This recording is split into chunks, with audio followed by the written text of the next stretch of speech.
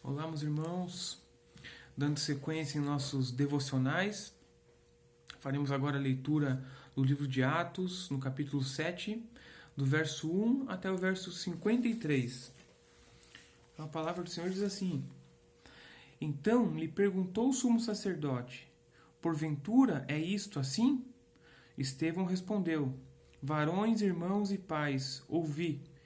O Deus da glória apareceu a Abraão, nosso pai, quando estava na Mesopotâmia, antes de habitar em Harã, e lhe disse: Sai da tua terra e da tua parentela e vem para a terra que eu te mostrarei.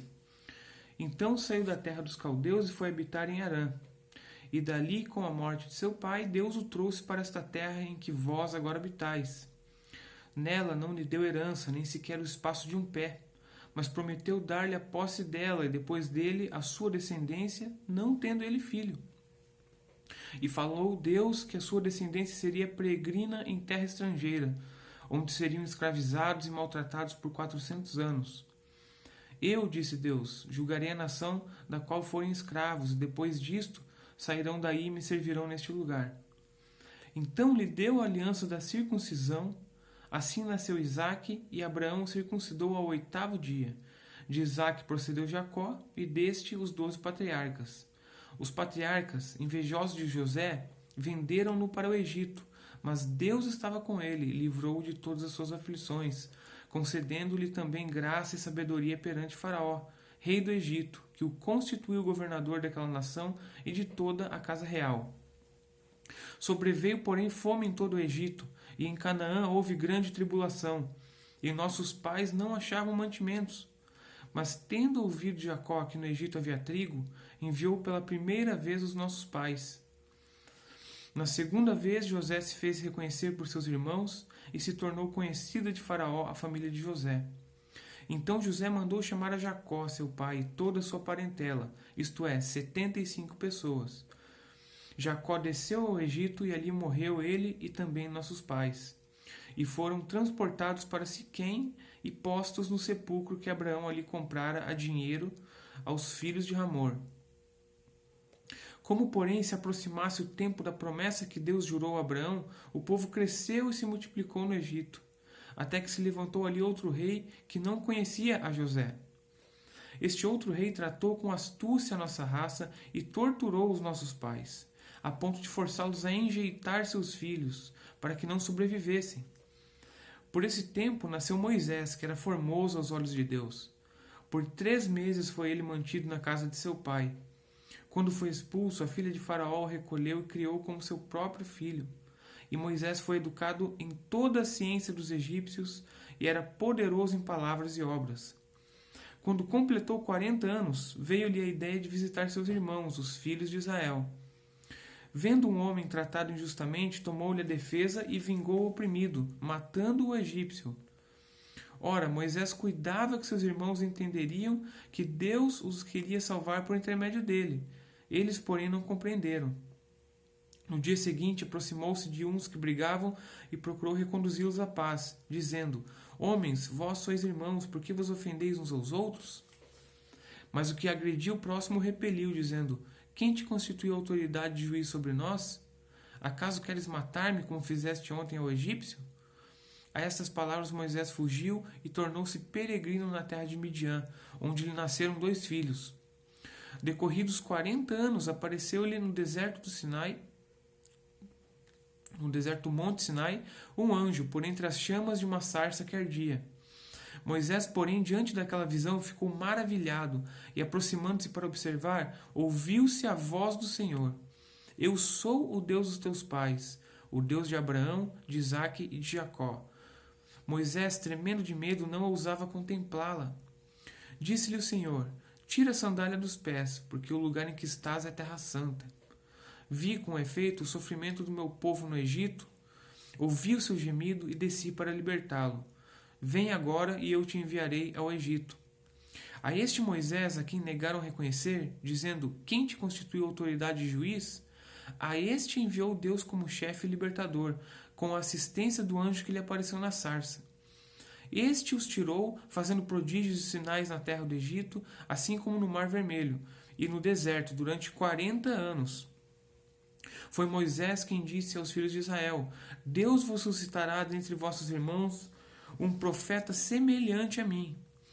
É este Moisés quem esteve na congregação no deserto, com o anjo que lhe falava no Monte Sinai e com os nossos pais, o qual recebeu palavras vivas para nos transmitir. A quem nossos pais não quiseram obedecer, antes o repeliram e no seu coração voltaram para o Egito, dizendo a Arão: Faze-nos deuses que vão adiante de nós, porque quanto a este Moisés que nos tirou da terra do Egito, não sabemos o que lhe aconteceu. Naqueles dias fizeram um bezerro e ofereceram sacrifício ao ídolo, alegrando-se com as obras das suas mãos. Mas Deus se afastou e os entregou ao culto da milícia celestial, como está escrito no livro dos profetas. Ó casa de Israel, porventura me ofereceste vítimas e sacrifícios no deserto pelo espaço de 40 anos?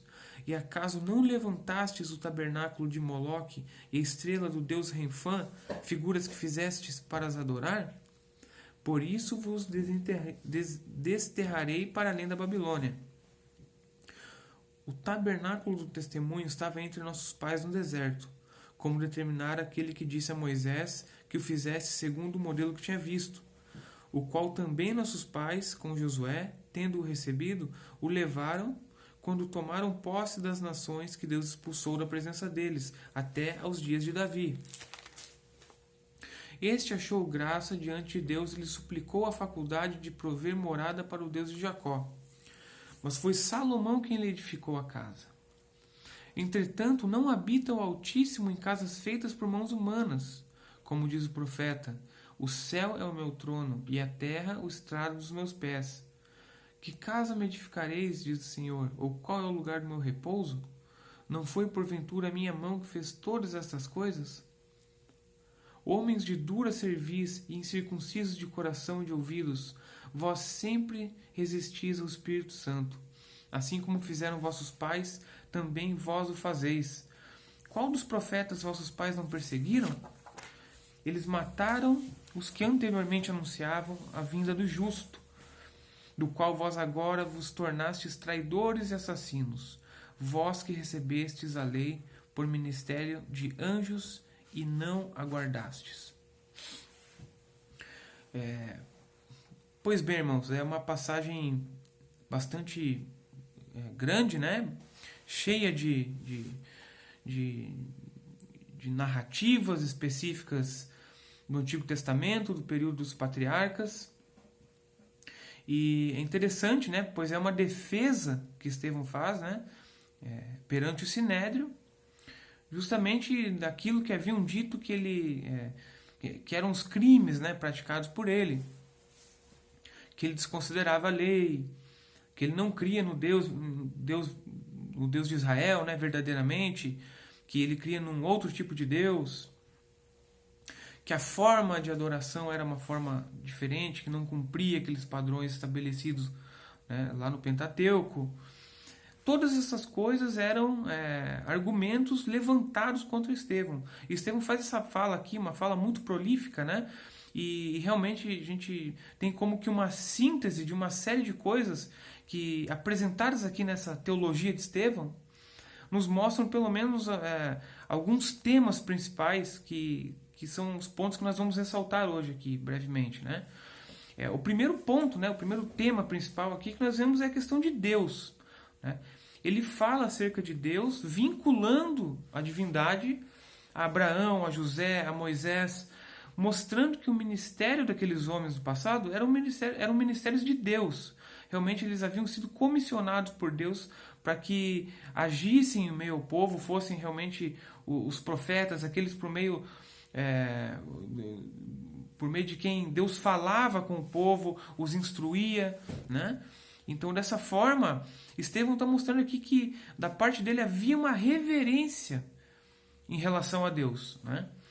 A gente vê também que há também uma questão de amor, de zelo, né? Na forma como ele expõe toda a história de Abraão, de José, de Moisés, trazendo sempre essa condição de que realmente ele possuía esse amor, né, verdadeiro por Deus, indo na contramão do que estavam dizendo acerca dele, né? Realmente era um opróbrio isso, que era levantado contra ele de que ele não adorava o Deus verdadeiro, né? O Deus de Abraão, o Deus de Moisés. Então ele ressalta esse ponto da divindade acerca de Deus, da pessoa de Deus, né? E outro ponto que nós vemos muito claramente aqui é a questão da adoração, né? Os patriarcas adoravam a Deus de maneiras distintas, né? E nós vemos isso muito bem estabelecido lá no Pentateuco, no Antigo Testamento, né? De uma forma geral. E esse era um dos motivos pelos quais esses homens não aceitavam, né, a Cristo e seus discípulos. Porque eles totalmente apegados àqueles eventos do passado, eles não entendiam a forma como o ministério de Cristo havia acontecido, né? A maneira como Cristo possuía autoridade no falar e a adoração se dirigia a Ele, né? Então aqueles homens estavam muito apegados na religiosidade. Estevão fala acerca disso, ataca esse ponto da adoração, né? Quando ele fala ali principalmente da questão de que Deus não habita em templos humanos, lembrando toda essa questão e trazendo um conceito, né? Uma compreensão aqui acerca do culto a Deus de uma forma totalmente descomplicada, vamos dizer assim, né? O que era difícil para aqueles homens compreenderem. Eles atacavam Estevão dizendo que Estevão estava falando contra o templo, né? Mas na verdade Estevão estava a favor de Deus, ele estava adorando a Deus de diversas maneiras, né? Não somente através dos prodígios, dos sinais, isso eram consequências de seu ministério, né? Mas de fato mostra que a adoração a Deus estava na vida desse homem, e ele frisa isso nas palavras, mostrando que a mesma adoração dos patriarcas é a adoração que eles estavam destinando a Deus, né? Outro ponto importante que ele cita é a questão da lei. A lei que era tão importante para aqueles religiosos da época, que estavam julgando por conta disso, né? E Estevão mostra de maneira muito, muito clara aqui que há uma credibilidade, né, na lei de Moisés, uma importância muito grande nisso e de fato o cumprimento da lei é necessário, né? E quem desobedeceu à lei, na verdade, foram os israelitas. Eles não creram no Messias, eles desprezaram aquelas profecias acerca do Messias. E mais do que isso, né, mataram o Messias, mas por conta disso, por conta dessa incredulidade deles, né, e dessa falta de compreensão de todo esse sistema, né, legal que Deus envia seu povo lá desde o Antigo Testamento, que vai construindo toda uma trajetória ali para que Cristo chegasse como Messias realmente e cumprisse toda a lei, enfim, tudo aquilo que Cristo, né, nos diz lá nos Evangelhos. Mas eles não acreditam nisso. E obviamente, né, Estevão ressalta outro ponto aqui, que é um ponto correlacionado, que é a questão da aliança. A aliança de Deus com os homens, né? Para aqueles homens, a aliança ela se tornou sem sentido. Isso é necessário a gente lembrar, né? Isso se tornou sem sentido pelo fato de que eles falharam em obedecer.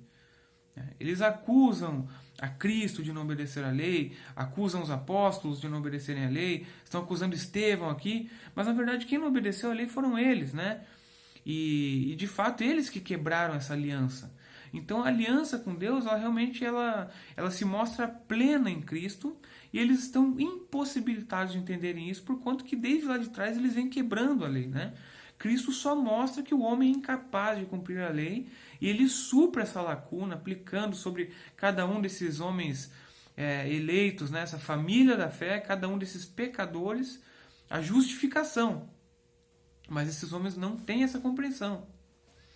E o último tema, né, que Estevão ressalta aqui, e ele não faz isso de maneira muito direta, digamos assim, mas ele fala sobre Jesus.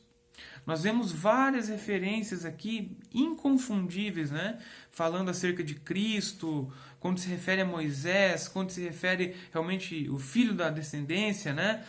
E no final, aqui até uma passagem final que é bem um pouco muito mais clara, né? Quando ele fala da vinda do justo, né? Então é isso. O que Estevão faz? Ele, nesse praticamente um discurso póstumo, né?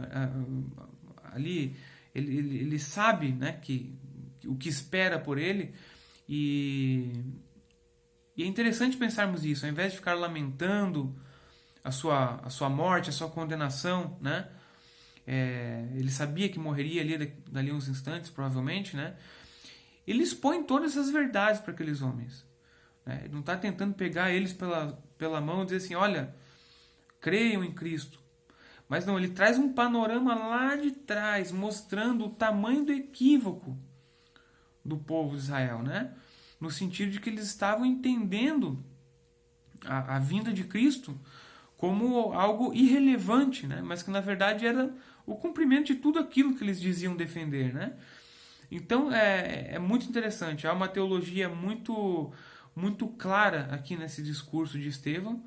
É uma defesa muito boa, né? No sentido de que ele realmente supre todas aquelas dúvidas que alguém teria acerca das acusações que haviam sido feitas a ele, né? E ele aproveita essa oportunidade para mostrar que teologicamente quem estava equivocado, quem estava incorrendo em erros aí de interpretação, de atitudes, né? Eram esses ali que estavam condenando ele, que estavam julgando ele, né? Então, realmente, só pela graça de Deus uma situação dessa, né? Mas esse homem teve fé, e a gente vai ver na sequência, né? Não vou pegar aqui a próxima parte, né?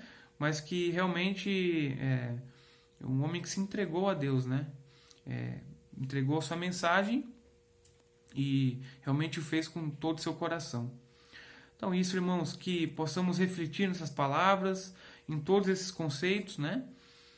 Que essas críticas feitas a Estevão, feitas à igreja primitiva, que porventura possam recair sobre nós, que nós possamos ir atrás dessas respostas, esclarecer todos esses pontos levantados, né? E as escrituras são úteis para isso, nós temos todas as respostas aqui. Então, que Deus abençoe nossas vidas, abençoe a vida da nossa igreja, abençoe a vida de cada um dos irmãos individualmente. Um grande abraço em Cristo.